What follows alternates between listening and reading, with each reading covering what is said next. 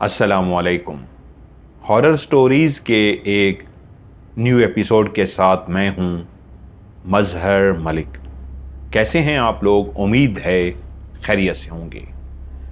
आज की ये खौफनाक कहानी मुझे भेजी है वक्कास अहमद ने मीरपुर आज़ाद कश्मीर पाकिस्तान से। उन्होंने कहानी सुनाने के अंदाज़ को बहुत ही ज़्यादा पसंद किया है। वो कहते हैं, मैं मुस्तकिल तो आपकी कहानियाँ नहीं सुनता, लेकिन यकीन मानिए जब भी मुझे टाइम मिलता है मैं मुसलसल आपकी कहानियाँ सुनता हूँ। मेरी फैमिली मुझे कहती है कि जब आप फ्री होते हैं, वैसे तो आपके पास टाइम नहीं होता, जब भी आपके पास फ्री टाइम बचता है आप मुसलसल स्टोरी सुनते रहते हैं। वो चाहे एक दिन की छुट्टी मिले, 2 दिन की छुट्टी मिले, तो बस मैं सिर्फ खाना खाता हूँ और उसके बाद जितनी स्टोरीज़ मेरी रह चुकी होती हैं आपकी मैं सारी कहानियाँ सुनता हूँ। वो कहते हैं, मैं एक ऐसे घराने में पैदा हो चुका था जहां पे बहुत ज़्यादा खुशहाली थी। वादी कश्मीर, जहां पे कुदरत के ऐसे नज़ारे हैं जहां पे इंसान उन नज़ारों को देख के खो सा जाता है। उसी इलाके में जब मैं पैदा हुआ तो मुझे एहसास हुआ कि मेरी मुंह से निकली हुई हर ख्वाहिश को पूरा किया जाता था, क्योंकि मेरे वालिद साहब सिकंदर अली खान एक अमीर घराने से थे। यूं मुझे बहुत ज़्यादा प्यार मिला, माँ बाप की तरफ से हर ख्वाहिश को पूरा किया गया। मेरे वालिद साहब क्योंकि पढ़े लिखे थे, इसलिए उनकी ख्वाहिश थी कि उनकी औलाद भी पढ़ाई की तरफ दिल लगाए। स्कूल के बाद कॉलेज जाने के लिए मुझे दूर जाना पड़ता, लेकिन वालिद साहब ने फैसला किया कि मुझे हॉस्टल में रहना होगा, वहीं पढ़ना होगा और अपनी तालीम मुकम्मल करके वापस आज़ाद कश्मीर आना होगा। एक गांव का लड़का जब शहर की दुनिया में दाखिल हुआ, कॉलेज के लड़कों को पैंट शर्ट पहनते हुए देखता तो मेरा भी लिबास बदल गया। शलवार कमीज की बजाय मैं अब पैंट शर्ट पहनने लगा। कश्मीर में पैदा होने वाले जो लोग होते हैं, कुदरती तौर पे उनकी रंगत बहुत ज्यादा गोरी और उनके गाल लाल सुर्ख होते हैं। मेरे वालिद साहब भी बहुत खूबसूरत थे और खुदा ने मुझे भी हुस्न से नवाजा था। लेकिन कॉलेज के अंदर जब मैं अपने लिबास को, अपने हेयर स्टाइल को बना के तब्दीली ला के जब मैं कॉलेज में घूमता तो इतना अंदाज़ा ज़रूर होता था कई लड़कियां मेरी तरफ मुतवज्जो हैं। लेकिन मुझे ही पहले बता दिया गया था कि मेरी चचाजाद अनुषा से ही बचपन में मेरी मंगनी कर दी गई थी। हमारे यहाँ बचपन में मंगनी करने का रिवाज इसलिए होता है कि कोई और रिश्ता मांगने के लिए ना आ सके। उनको पता होता है कि बच्चों की पहले से ही मंगनी कर दी गई है। यूं अनुषा और मैं बचपन से खेलते हुए जवान हुए थे, लेकिन जब बड़े हुए थे तो दोनों को कह दिया गया था कि अब हम आपस में फासला रखें। वालिद साहब ने जब मुझे कॉलेज भेजा था तो एक ख़ास तलकीन की थी कि कॉलेज में बेटा जो दिल करे आप कर सकते हो, लेकिन कोई भी ऐसा काम मत करना जिससे तुम्हारे बाप की इज्जत में कोई उंगली उठाए, क्योंकि हमारे गांव में सब कुछ इज्जत ही समझी जाती है और जब बात इज्जत पे आ जाए तो गैरत के तकाज़ों में तो यहाँ पे लोग एक दूसरे को कत्ल तक कर डालते हैं। और क्योंकि मैं भी एक अमीर घराने से था तो जानता था कि कोई भी ऐसी गलती जिससे मेरे वालिद साहब को जाके कोई ताना मारता तो वालिद साहब जितना मोहब्बत से, शफकत से मेरे साथ पेश आते थे, वो यकीनन उनका रवैया बदल जाता, वो कुछ भी कर सकते थे। यूँ कॉलेज में मैं किसी भी लड़की की तरफ मुतवज्जो ना हुआ। हाँ, जिस तरह कॉलेज के स्टूडेंट एक दूसरे के साथ बैठते हैं, गपशप करते हैं कैंटीन में, मैं भी उसी तरह उनके साथ कैंटीन में उठता बैठता। मेरे वो सारे क्लास फेलो थे, लेकिन एक हद तक, उस हद के आगे मैंने किसी को भी अबूर नहीं करने दिया। कॉलेज के अंदर कई लड़कियां ऐसी थी जो बहुत ज़्यादा अमीर कबीर घरानों से थी और जब वो टाइट सी पैंट और टाइट सी शर्ट पहन के आती, उनके जिस्म के नशेबो फराज इस अंदाज के नज़र आते तो लड़के उनके पीछे दीवाने हो जाते। एक तो खुदा ने शक्ल सूरत खूबसूरत दी थी, वजूद खूबसूरत दिया था, और उसके ऊपर वो एक चुस्त सा टाइट सा लिबास जब पहन के घूमती तो सारे ही उनके दीवाने होते। लेकिन वक्त ने बताया कि वो लड़कियां भी मुझसे दोस्ती करना चाहती थीं, लेकिन मैं उनकी तरफ मुतवज्जो नहीं हुआ। मुझे बचपन से एक शौक बहुत ज्यादा था, बांसुरी बजाना। और जब आपके अंदर बचपन से ही कोई चीज शौक बने तो वो जुनून बन जाती है। तो मैं बांसुरी इस अंदाज में बजाता था कि सुनने वाले हैरान रह जाते थे। लेकिन मेरे अंदर प्रॉब्लम एक और थी, मैं किसी के सामने बांसुरी नहीं बजा सकता था। बांसुरी बजाने के लिए बचपन में ही ऐसा करता था, मैं अपने घर से दूर जंगल में जाकर बैठता और जब देखता अब यहां पे कोई नहीं आ सकता तो बांसुरी को अपने होंठों पे लगाता, आंखों को बंद कर देता। तो फिर उसके बाद मेरी बांसुरी से ऐसे सुर बिखरते कि मुझे खुद ना अंदाजा होता और मैं बजाता रहता। बाजुकात कई कई घंटे बजाता रहता और उसके बाद मैं वापस आ जाता कि मुझे कोई देख ना ले, मेरे वाले साहब तक ये कोई खबर ना पहुंचा दे कि आपका बेटा वकास अहमद तो बांसुरी बजाता है। अब कॉलेज लाइफ में हाथों में खुजली सी होती थी, बांसुरी कहां बजाऊं। कॉलेज में बजाया तो लड़के और लड़कियां जमा हो जाएंगे और ऐसा कर नहीं सकता तो इंतजार करता था कि छुट्टियां हों और अपने गांव जाऊं और गांव जाते ही सबसे ऊंची चोटी पर जाकर बैठूं और बांसुरी बजाऊं। छुट्टियां हो गईं, मैं गांव पहुंच गया। वालिदैन सारे रिश्तेदारों से मिला। अनुषा जो बेचैन थी मुझसे मिलने के लिए, वो मुझसे मिलने के लिए आ गई, लेकिन वो सबके सामने नहीं मिलती थी, शर्म और हया की वजह से छुप के मिलती थी। अनुषा बहुत ही ज्यादा खूबसूरत थी। यकीनन वो मेरे चचा की बेटी थी। चचा भी अमीर कबीर थे और जब घर में खाना पीना सब कुछ आसाइशें मौजूद हों तो आम इंसान भी खूबसूरत हो जाता है। वो तो पैदाइशी खूबसूरत थी। आप अंदाज़ा लगा सकते हैं कि उसके गुलाबी होंठ और गुलाबी गाल कैसे नजर आते होंगे, जिनको किसी मेकअप की जरूरत नहीं थी। और मेरे अंदर भी एहसास बचपन से मौजूद था कि ये मेरी होने वाली बीवी है। मैं भी उससे प्यार से मिलता, रेस्पेक्ट से मिलता, लेकिन कभी भी हमने हद क्रॉस नहीं की थी। इस दफ़ा जब मैं उससे मिला तो उसने मुझे स्पेशल फरमाइश की कि जब से तुम कॉलेज गए हो मुझे दूर हो गए हो। पहले तो चुपके से बहाने से तुम्हें छुप कर देख लेती थी, अब तो दूरी इतनी बढ़ गई है तुम्हें देख तक नहीं सकती। चाचा का घर पास ही तो था और वो हमारे घर आराम से आ सकती थी, कौन सी रोक टोक थी उसके लिए। और उसको पता होता था जिस टाइम वालिदैन घर पे नहीं है, सिर्फ माँ है मेरी, तो उस वक्त आ जाती थी। माँ भी जानती थी वो किस लिए आई है, माँ इसलिए उसको मना नहीं करती थी कि बच्चे हैं, शादी होगी इन्हीं की। उसने मुझसे कहा मुझे तुम्हें जी भर के देखना है और घर में तो देख नहीं सकती, कन अखियों से देखती हूं, छुप छुप के देखती हूं, मुझसे बाहर मिलो, किसी ऐसी जगह पे मिलते हैं जहां कुछ घंटे हम इकट्ठे गुजार सकें, एक दूसरे को जी भर कर देख सकें, क्योंकि फिर तुम चले जाओगे और फिर कई महीनों के बाद वापस आओगे। और मैंने उसे कहा हाँ ठीक है, मैं फारिग हो जाऊं, करते हैं। मुझे सबसे ज्यादा बेचैनी थी कि मैं चोटी पर पहुंचूं और अपनी बांसुरी को बजाऊं। बचपन से मैं इस चोटी पे बैठता था तो हमारे एक चचा, उनका नाम उन्होंने कहा आप नाम बताइएगा, बस चचा ही कह दीजिएगा, वो अक्सर इस जगह पर आते थे। जब मेरे वाले साहब कहते थे ढूंढ के लाओ वकास कहाँ है, तो वो जानते थे मैं कहाँ पे हूं, तो वो ढूंढते हुए इसी जगह आ जाते थे। मैं उस चोटी पर पहुंच गया। बांसुरी मेरे होंठों से लगने की देर थी कि सुर हवा में बिखरते ही गए।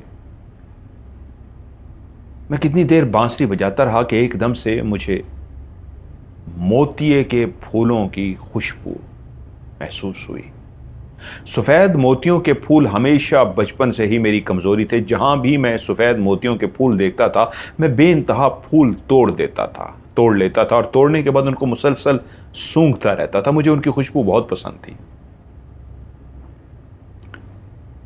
सफेद मोतिये की खुशबू जैसे ही मुझे महसूस हुई तो मैंने बांसुरी बजाना रोक दिया। तो क्या देखता हूं बिल्कुल मेरे सामने एक नौजवान सी लड़की जो इंतहाई हसीन और जमील सी है, कद काट इतना लंबा, पतली सी, एक बेहतरीन सा लिबास पहन रखा है, लंबी सी गर्दन, ऐसी सुराहीदार गर्दन कि अगर वो पानी भी पिए तो गर्दन के अंदर पानी जाता हुआ नजर आए। ऐसी गुलाबी, ऐसी खूबसूरत गर्दन, ऐसा खूबसूरत चेहरा। अनुषा, जिसको मैं बेइंतहा खूबसूरत समझता था, उसका हुस्न, उस लड़की का हुस्न अनुषा से आगे फीका पड़ गया।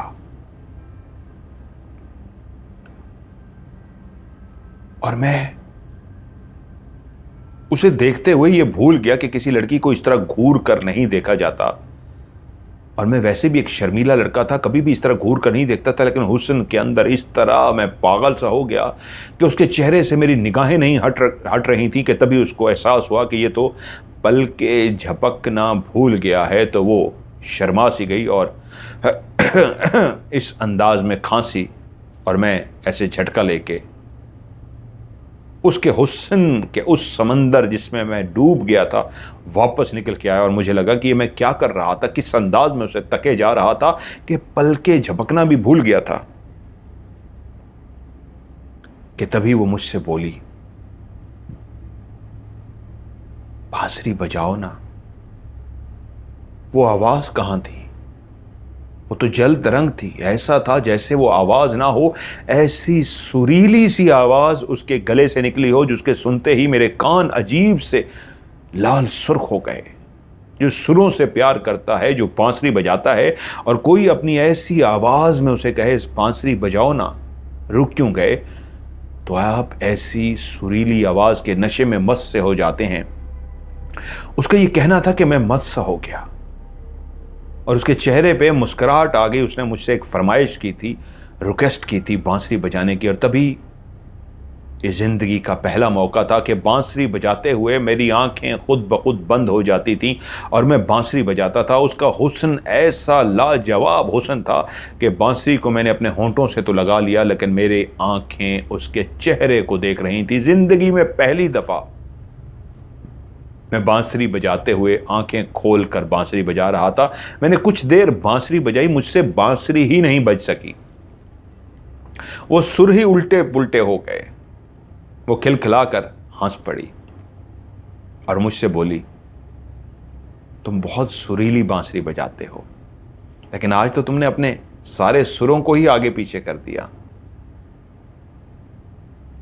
आंखें बंद करो और आंखें बंद करके अपने मन से बांसुरी बजाओ।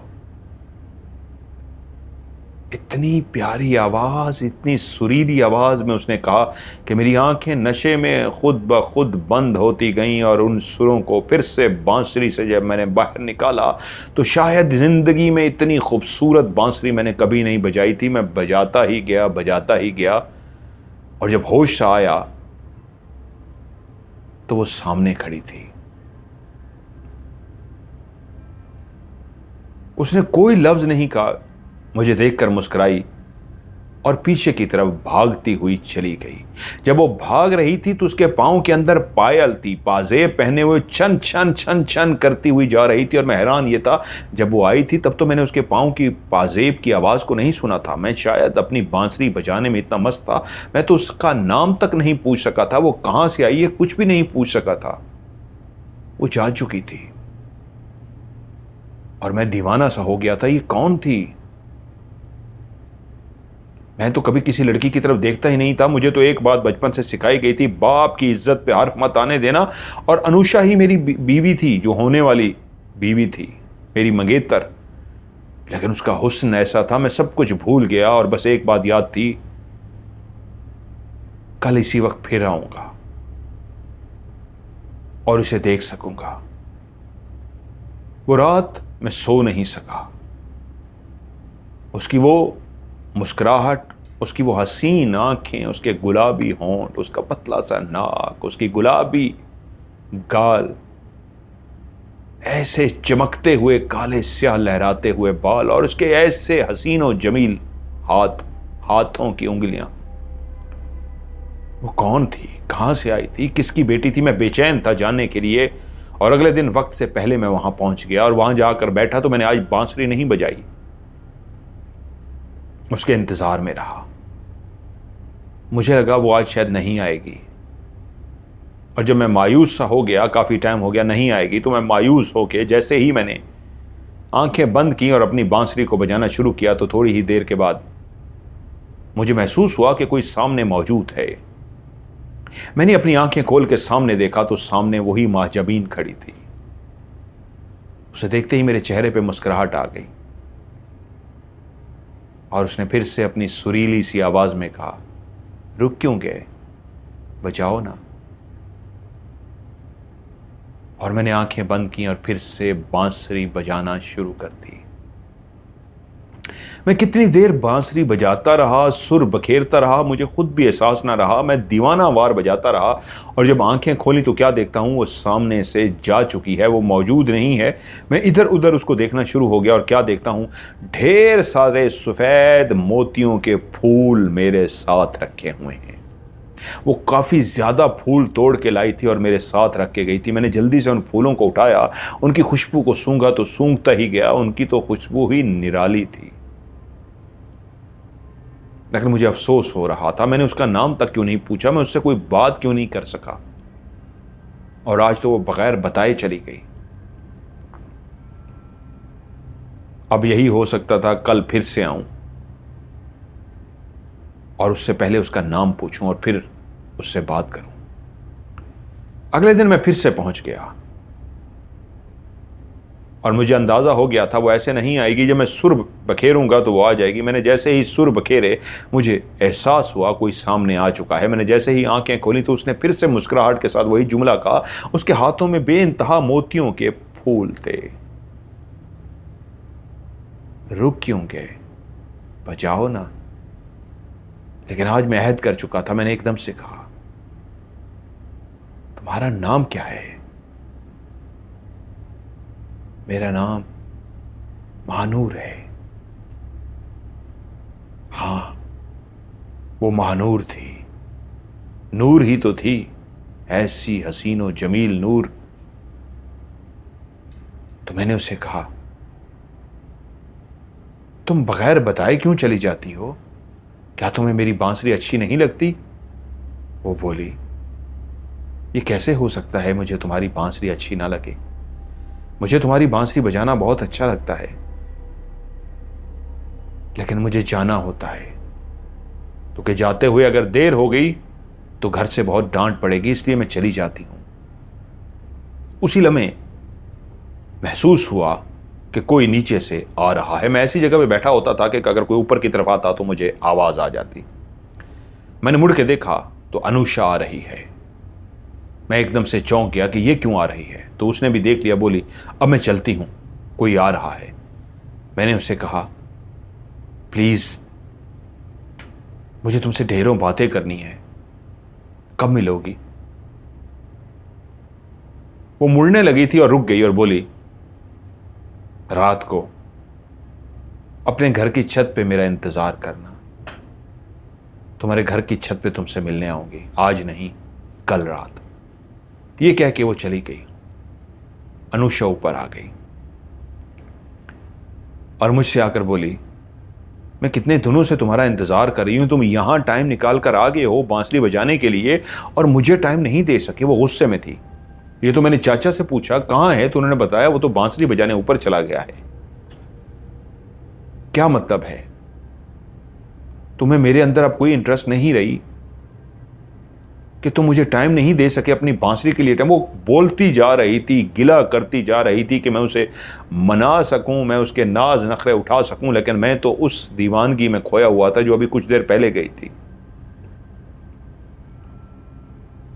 और फिर वो मेरे साथ बैठ गई और मुझसे बोली, ये बांसुरी साइड पे रखो, मुझे तुमसे कई बातें करनी है।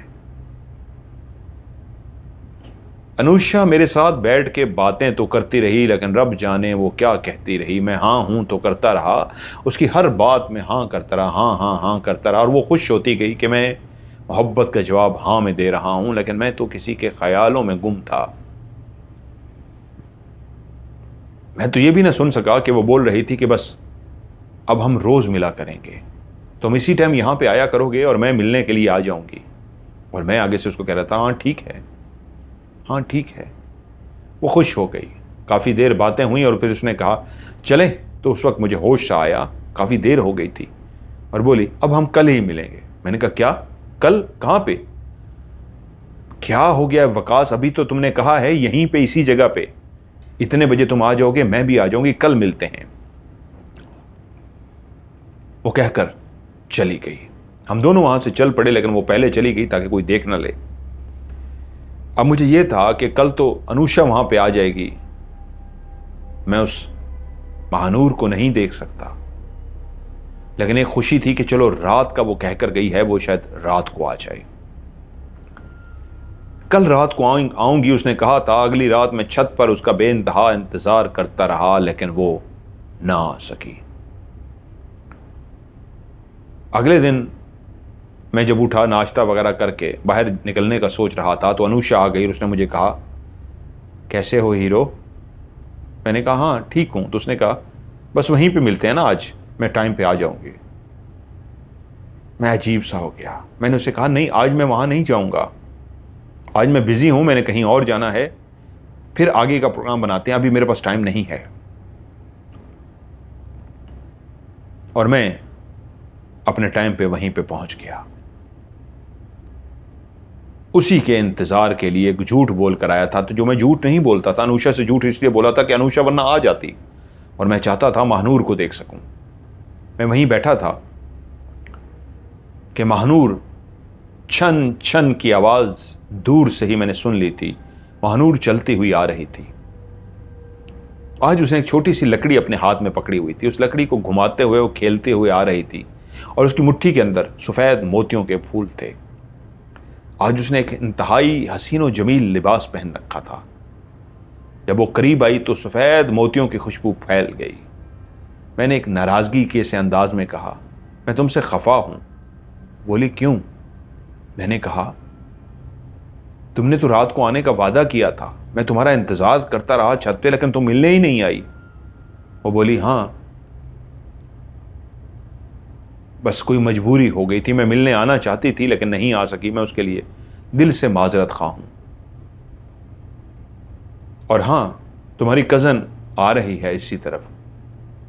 मैं एकदम से चौंक पड़ा, नीचे की तरफ देखा, नीचे तो कोई भी नहीं था। मैंने कहा नहीं कोई नहीं है। वो बोली मैं जानती हूं ना वो आ रही है, इसलिए बस अब बांसुरी सुनने के लिए आई थी कि आज बांसुरी सुन सकूं, क्योंकि रात को मिलने के लिए अगर तुमसे आ गई तुम बांसुरी तो सुना नहीं सकोगे। चलो आज रात को ही मिलते हैं। अब मैं चलती हूं, तुम्हारी मंगेतर, तुम्हारी कजन आ रही, मंगेतर नहीं तुम्हारी कजन आ रही है। वो वहां से चली गई। अब मुझे लगा मैं तो अनुषा से बहाना किया था, तो मैं ऐसा करता हूं जल्दी से कहीं छुप जाता हूं ताकि अनुषा मुझे देख ना सके। मैं वहां से उठा और दरख्तों के बीच जाकर छुप गया। मुझे अंदाजा था कि अनुषा आएगी, मुझे देखेगी मैं नहीं हूं, वो चला जाएगी।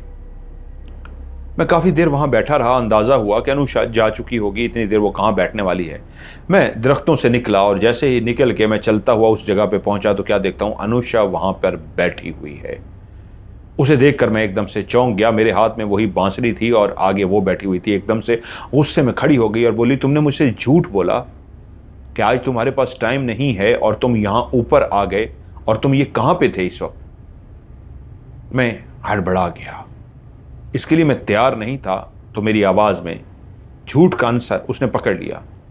वो मैं इधर काम से गया था, एक मुझे काम था। वो कह रही है मैं वकास तुम्हें बहुत अच्छी तरीके जानती हूं, तुम इस वक्त झूठ बोल रहे हो, तुम्हारी आवाज तुम्हारा साथ नहीं दे रही। अगर तुम किसी और लड़की के चक्कर में पड़ गए हो तो मुझे क्लियर बता दो, क्योंकि मैं देख रही हूं तुम खोए खोए से हो। पहले तुम मिलने की कोशिश करते थे, अब तुम मेरे अंदर बिल्कुल भी इंटरेस्ट नहीं लेते। उस दिन भी मैं बैठी तुमसे बातें करती रही, तुम हूं हां कर रहे थे, मैं महसूस करती थी तुम कहीं और हो, खोए खोए से। क्या बात है, मुझसे खुलकर बात करो। नहीं अनुषा कोई बात नहीं है, कोई बात तो है। अगर तुम मुझसे नहीं मिलना चाहते तो ठीक है, आज के बाद मैं नहीं मिलूंगी। वो गुस्से से उठी और पैर पटकते हुए जानी शुरू हो गई। अनुषा अनुषा मेरी बात सुनो, लेकिन वो गुस्से में थी, उसने मेरी बात नहीं सुनी, वो चली गई। मैं वहां पे बैठ गया, क्या करूं? तो जिंदगी ने किस मकाम पर लाकर खड़ा कर दिया है। मंगेतर जिससे मेरी शादी होनी है, मैं किसी और का सोच भी नहीं सकता।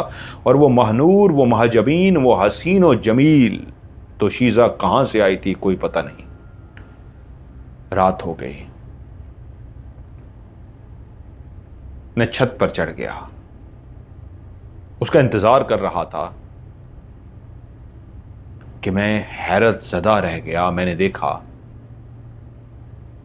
वो ऊपर छत के कोने पे पहले से मौजूद है। मैं एकदम से चौंक गया और हैरान हुआ कि तुम यहां पे कैसे आ गई हो। उसने मुझे मुस्कुराते हुए कहा, इसी गांव में पली बड़ी हूं, इसी गांव में रहती हूं, दीवारों पे चढ़ना आता है, दरख्तों पे चढ़ना आता है, ऊपर पहुंचना कौन सा मुश्किल है। अपनी माँ बाप के साथ कई दफ़ा तुम्हारे घर आ चुकी हूं, तुम्हारा घर देखा हुआ है, जानती हूं ऊपर कैसे जाना है, ऊपर कैसे पहुंचना है, सब पता है। अब गिले शिकवे ही करोगे, बैठने को नहीं कहोगे। हाँ हाँ बैठो। और मैंने उसे बैठने के लिए कहा। वो मुसलसल मेरे चेहरे की तरफ देखती रही और मैं उसके चेहरे की तरफ देखता रहा। हम दोनों ऐसी दीवानगी से एक दूसरे को देखते रहे कि कितनी देर हम बैठे रहे कि एकदम से वो बोली, कितनी देर होगी, टाइम का पता ही नहीं चला, अब मैं चलती हूं। मुझे भी एहसास हुआ काफी देर हो गई, हमने कोई बातें नहीं की, लेकिन एक दूसरे को इस तरह देखने में महव थे कि पता ही ना चला। वो मेरे सामने ही दीवार के उस कोने की तरफ गई जहां से आई थी और इस तरह उतरना शुरू हुई कि वाकई लगता था वो इन पहाड़ों की पली बड़ी है, दीवारों पे चढ़ना जानती है। जब वो नीचे उतर गई, उसने नीचे उतर के हाथ हिलाया और तेजी से आगे बढ़ गई और मैं भी नीचे उतर गया। क्या हो गया है मुझे, मैं अपने आप को कोसने लगा। मैंने आज उससे कोई बात नहीं की, वो मिलने आ गई थी और मैं उसको बैठ के तकता रहा। वो तो शर्मीली है, लड़की है, हाँ मैं भी तो शर्मीला हूं, क्या करूं। मुझे अपने ऊपर गुस्सा आना शुरू हो गया क्योंकि वो जल्दी में चली गई थी। अब तो ये भी नहीं पता था कल वो आएगी पहाड़ की चोटी पे या क्या होगा। मैं इंतजार करता रहा। अगले दिन वो ना आई। अनुषा नाराज हो चुकी थी। उसका एक फायदा यह हुआ था, नाराजगी की वजह से वो ऊपर नहीं आई थी। मैं मुसलसल 2 से 3 दिन ऊपर जाता रहा लेकिन वो ना आई। मैं परेशान हो गया, वो कहां चली गई। कि तभी मैंने अपनी बांसुरी को बजाया, दुखी होकर कि शायद मेरी बांसुरी के सुर ही उसे खींच कर ले आए। मैं बांसुरी बजाना शुरू हो गया। बांसुरी बजाते बजाते मैंने अपनी आंखें खोली तो मेरे सामने मौजूद थी। उसके चेहरे पे आज परेशानी थी, उसके चेहरे पे मुस्कुराहट नहीं थी। मैंने उसे देखते ही कहा, कहां चली गई थी आप? मैं इतने दिन से इंतजार में था, आप आई नहीं हैं, क्या हुआ था आपको? उसका चेहरा ऐसा था कि वो बहुत ज्यादा परेशान हो। वो चुप करके खड़ी रही और बोली, बस नहीं आ सकी। मैंने कहा फिर भी कुछ पता तो चले। तो वो बोली, अभी नहीं, बता दूंगी, प्लीज मुझे जाना है, बांसुरी बजाओ ना। और ये कहते उसने अपनी आंखें बंद कर ली। मैंने भी अपनी आंखें बंद कर ली और मैं बांसुरी बजाना शुरू कर दिया। मैं बांसुरी बजाते बजाते, बांसुरी को बजाना मैंने बंद की तो देखा वो सामने आंखें बंद करके खड़ी है। तभी मैंने उससे कहा, क्या हुआ, आज तुम्हें मेरी बांसुरी अच्छी नहीं लगी? उसने एकदम से आंखें खोल दी और बोली, ओ माफ कीजिएगा, मैं तो ऐसी दीवानगी में खो गई थी कि सब कुछ भूल ही गई। आप बांसुरी ऐसी बजाते हैं कि इंसान खो सा जाता है, सब कुछ भूल जाता है। बस दिल करता है आप सामने हों, बांसुरी बजाते जाएं और मैं आंखें बंद करके आपके साथ बैठी रहूं और बांसुरी सुनते सुनते अपने सर को आपके कंधे पे रख दूं। मेरा सर आपके कंधे पे हो और आप बांसुरी बजा रहे हो। लेकिन मेरी ऐसी किस्मत कहां। मैंने उससे पूछा, मैंने पहले आपको यहां कहीं नहीं देखा इस गांव के अंदर, आप कहां से रहती हैं, आपका घर कहां है और आप कहां से आती हैं?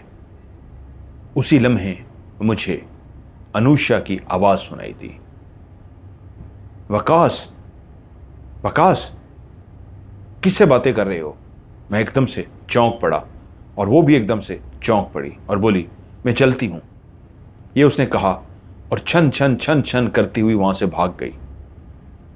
वो गुस्से से पांव पटकती हुई अनुषा मेरे पास आ गई और मेरे पास आकर बोली, किससे बातें कर रहे थे?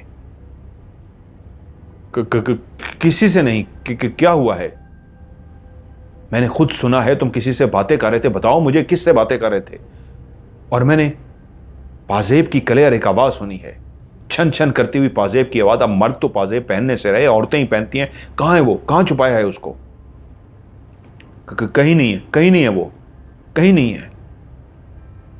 मैं हड़बड़ा गया था और अनुषा गुस्से में आ गई कि मेरा शक सही निकला, तुम इसका मतलब है वाकई किसी लड़की के चक्कर में पड़ गए हो, मुझे मनाया नहीं। मैं गुस्से में चली गई। मैं 3 दिन तुमसे मिलने नहीं आई, मुझे था तुम मनाने आओगे, कोशिश करोगे। तुमने तो मुझे मनाया तक भी नहीं, उल्टा उसी के चक्करों में पड़े हुए हो और अभी उससे बैठे बातें कर रहे थे।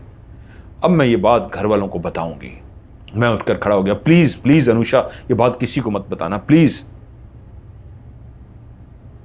ओके, नहीं बताऊंगी। मैं उसकी इतनी मिन्नतें करना शुरू हो गया, वो समझ गई मैं डर गया हूं। ये बात वो मेरे वालिद को बता देती तो बहुत गलत हो जाता।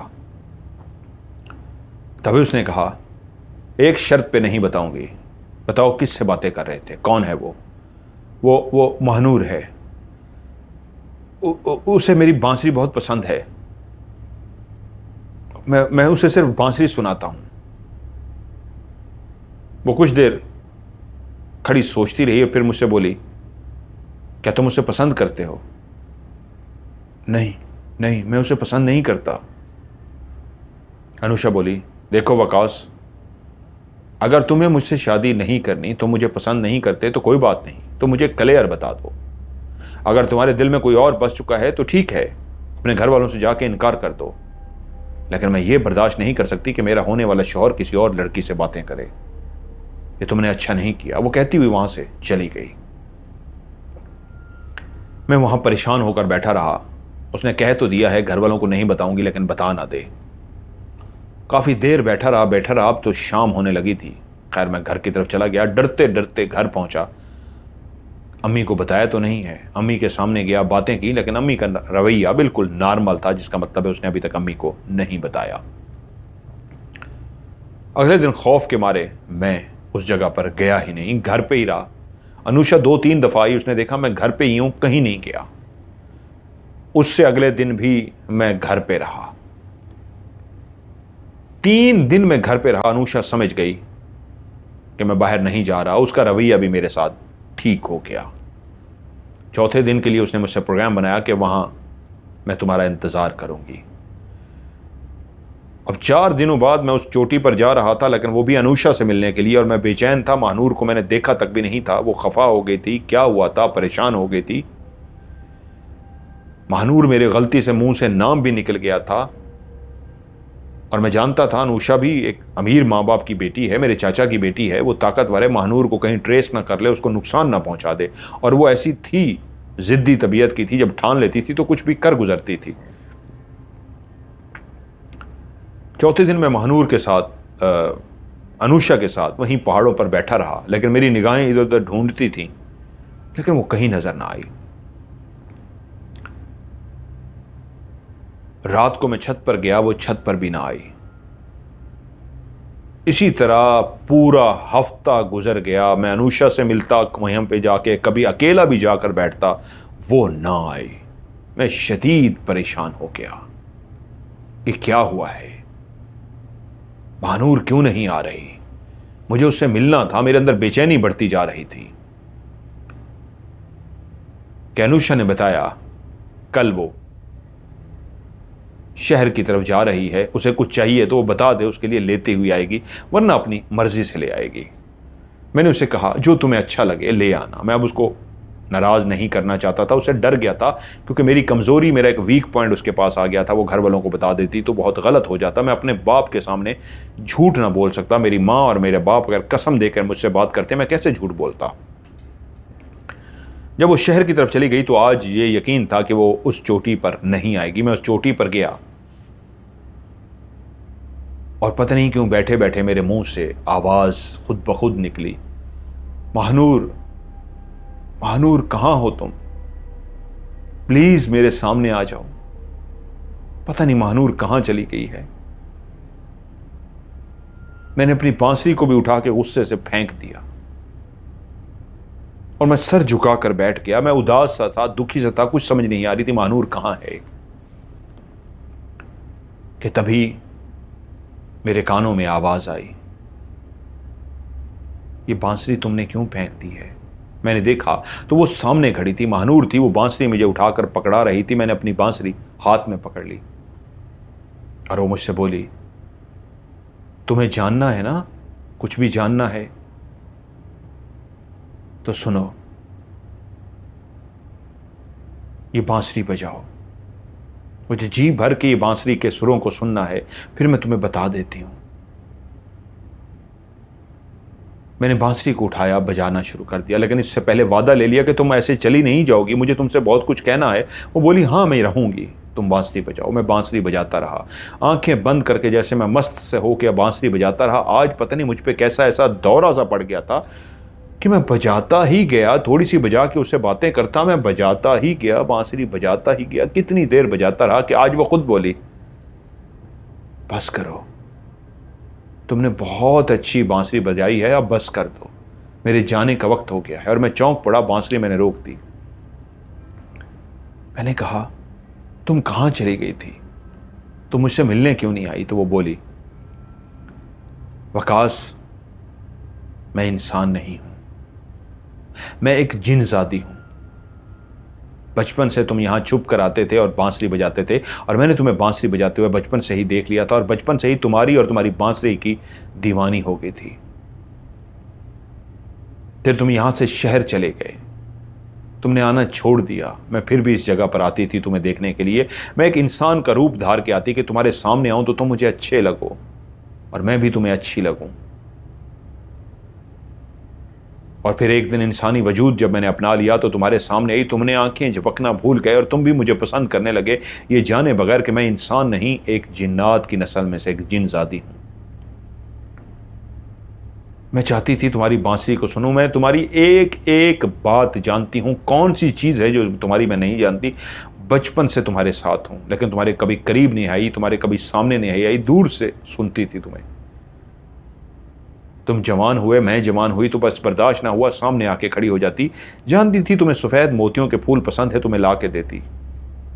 लेकिन उस दिन तुम्हें सुनते हुए मैं खुद इतना मस्त हो गई थी, जिस तरह तुम बांसुरी बजाते हुए दूर कहीं खो जाते हो, उस दिन बांसुरी सुनते हुए मैं इस तरह दूर खो गई कि तुम्हारी वो कज़न जो तुम्हारी मंगेतर है अनुषा आई, वो मुझे देख तो ना सकी, लेकिन तुम्हें मुझसे बातें करते हुए उसने सुन लिया। और तुम मुझसे इस अंदाज में बातें कर रहे थे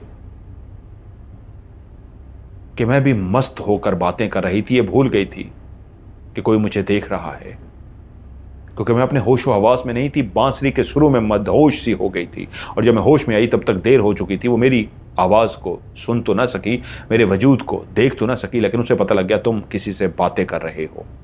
मैंने कहा, मैं चलती हूँ। मैं भागी तो ये भी भूल गई कि मेरी पाजेब की आवाज़ वो सुन लेगी, इसको मैं अपने जादू से ख़त्म कर दूँ। मैं उसको भी ख़त्म ना कर सकी, और छन छन छन छन करती हुई वहाँ से जब मैं भाग गई तो उसने उस आवाज़ को भी सुन लिया। हम जिन्नात के पास बहुत सारा जादू होता है, बहुत सारी चीज़ें ऐसी होती हैं जो हम मन की बात को भी जान लेते हैं, बहुत कुछ जान लेते हैं। मुझे पता चल गया था, इस लड़की को शक पड़ गया है कि तुम यहाँ पे किसी से बैठ के जो बातें करते हो वो नज़र नहीं आ रही। तुम्हारे गांव के ही एक मशहूर आमिल हैं, वो उसके पास गई है, उसको सब बताया है। तो उन्होंने कहा कि पैसों के बदले कल मेरे पास आना, मैं बताऊंगा। वो जो कल उनके पास गई है तो उसने बताया है कि वो एक जिनजादी है, जिन्नात की नस्ल में से है, और वही उसके सुरों की दीवानी है। लेकिन उसको भगाना मुश्किल नहीं, मैं उसे नुकसान पहुंचा सकता हूं, वो कभी उसके करीब भी नहीं आएगी। अनुषा ने ठान ली थी कि दोबारा मैं तुम्हारे करीब भी ना आ सकूं। वो जैसा कहता गया, अनुषा वो करने को तैयार हो गई। उसने उसे एक राख पढ़ कर दी। मैं मुसलमान जिन्नात से हूं, वो एक गैर मजहब के मुर्दे की राख थी। तुम्हें उसने कहा मैं तुमसे पहले वहां पहुंची होंगी, असल में वो राख को डालने आई थी, वो एक खास इलाके में राख डाल गई, और जब मैं तुमसे मिलने के लिए आई तो उस राख पे मैंने कदम रखा तो मेरे पांव जलना शुरू हो गए। उस वक्त तक मैं नहीं जानती थी कि वो उस आमिल के पास जा चुकी है और उससे वो राख ले आई है जो एक मुर्दे की राख है, जिससे मेरे पांव जलना शुरू हो गए, और मेरे पांव इस अंदाज में जले कि मैं चीखें मारना शुरू हो गई। यकीन मानोगे, मेरे पांव जल गए थे। और उस दिन जब मैं अपने घर गई, मेरी मां ने मेरे जले हुए पांव को देखा तो वो गुस्से से भड़क उठी कि ये क्या हुआ। मेरा बाप एक ताकतवर जिन है, मेरी मां एक ताकतवर जिन्नात में से है, वो बहुत सारी बातें जानते हैं। उन्होंने जान लिया एक आदमजात ने राख के जरिए मेरे पाँव को जलाया है, और उन्होंने मुझे बता दिया कि तू जिस लड़के के पीछे जाती रही है उसी की मंगेतर अनुषा ने यह पढ़ाई करवा के राख तेरे रास्ते में डाली है, जिससे तेरे पाँव जल गए हैं। अब हम उस जिनजादे को, उस इंसान जादे को नहीं छोड़ेंगे। मैं तेरे बाप से बात करूंगी और वो तेरा बाप उसे मार डालेगा। लेकिन मैं माँ के आगे हाथ जोड़कर बैठ गई, माँ मेरे बाप को ना बताना, क्योंकि अब्बा को ये पता लग गया कि मैं किसी इंसान ज़ादे के इश्क में मुब्तला हो गई हूँ और उसको सुनने के लिए जाती हूँ, तो अब्बा वकास को नुकसान पहुँचा देगा। क्योंकि हम जिस कबीले से ताल्लुक़ रखते हैं, हमारे कबीले की कोई लड़की किसी इंसान के चक्करों में पड़ जाए तो लड़की को रोकने के बजाय उस इंसान को ही नुकसान पहुँचा दिया जाता है ताकि वो लड़की उससे दूर रहे। और मैं डर गई कि मेरी माँ ने अगर मेरे बाप को बता दिया तो वो लोग तुम्हें शदीद नुकसान पहुंचा सकते हैं, और अगर तुम बाज ना आए तो वो जान से भी मार सकते हैं। मैंने माँ के पांव पड़ के उसको मना लिया कि मैं कभी उससे नहीं मिलूंगी। मैं बहुत दूर से तुम्हें देखती थी। ये जो पहाड़ों के सामने सिलसिला देख रहे हो, इन्हीं सिलसिलों के बीचों बीच हमारा कबीला भी आबाद है। तुम्हें आज दुखी देखकर आखिरी दफ़ा अपनी माँ से इजाज़त लेके आई हूँ। माँ, आखिरी दफ़ा मिलने की इजाज़त दे दे, मैं वादा करती हूँ दोबारा उस नौजवान से ज़िंदगी में कभी नहीं मिलूँगी। आज आखिरी दफ़ा तुम्हें देखने आई थी, इसलिए आई थी कि आखिरी दफ़ा एक बांसुरी के सुर सुना दो, फिर मैं कभी नहीं आऊँगी। वकास, मुझे माफ़ कर देना, मुझे तुम्हारी ज़िंदगी बहुत अजीज़ है। मैं नहीं चाहती मेरी ज़ात की वजह से तुम्हें कोई नुकसान पहुँचे, इसलिए आज मैं जा रही हूँ। दोबारा कभी तुम्हारे सामने नहीं आऊंगी। जिंदगी ने मौका दिया तो सफ़ेद मोतियों के फूल तुम तक ज़रूर कभी कभी पहुंचा दूंगी। और वो रो पड़ी, उसकी आंखों से आंसू निकल पड़े, और आखिरी लफ्ज़ उसके ये थे, मैंने कहा था ना मेरी ऐसी किस्मत कहाँ कि तुम बांसुरी बजाओ और मैं अपना सर तुम्हारे कंधे पे रख दूं और आंखें बंद करके तुम्हारे कंधे पे, तुम्हारे सीने पे सर रख के बैठी रहूं। आज आखिरी दफ़ा ये चाहती थी, लेकिन मेरी माँ ने वादा करके भेजा था उस इंसान को हाथ भी मत लगाना, उसके करीब भी मत जाना, इसलिए मैं तुम्हारे करीब भी नहीं आ रही, मुझे माफ़ कर देना। वो रोती हुई मुझे खुदा हाफिज़ कर कर चली गई। उसके बाद मैं कई दिनों तक वहाँ जाता रहा, वो नहीं आई। फिर मैं कॉलेज आ गया, मैं दुखी रहा। अनुषा के सामने मैं हमेशा खुश हो जाता, उसको महसूस नहीं होने देता था, लेकिन फिर वो मेरी ज़िंदगी में नहीं आई। लेकिन सच्ची बात यह है, ज़िंदगी में कई दफ़ा अनुषा ही मेरी बीवी बनी, अनुषा से मेरी शादी हो गई, उससे मेरे बच्चे भी हैं, हम दोनों खुशियों भरी ज़िंदगी गुजार रहे हैं। लेकिन अब भी कई दफ़ा मैं सो के उठता हूँ, मेरे तकिए के पास सफ़ेद मोतियों के फूल पड़े होते हैं। मेरी बीवी अनुषा आज भी यही समझती है कि मुझे फूलों से इश्क है, सफ़ेद मोतियों से मैं तोड़ के लाया हूँगा, मैंने रखे होंगे, लेकिन वो भी नहीं जानती वो फूल कोई और रख कर जाता है। ये मेरी एक ज़िंदगी की सच्ची कहानी थी जो मैंने आपके साथ शेयर की। मुझे तो ये भी नहीं पता वो कहाँ है, क्योंकि मैं वो इलाका, वो जगह छोड़ चुका हूँ, एक दूसरे मुल्क आबाद हो चुका हूँ। दूसरे मुल्क में भी वो मोतियों के फूल मुझे तकिए के पास रख कर जाती है। हो सकता है ये कहानी के ज़रिए वो मेरी बात को सुन ले, तो मैं आज उससे सिर्फ इतना कहूँगा, मेरा पैगाम उस तक पहुँचा दीजिए मज़हर साहब, कि एक दफ़ा तो मुझसे मिलने के लिए आ जाए, मैं उससे मिलने के लिए बेचैन हूँ।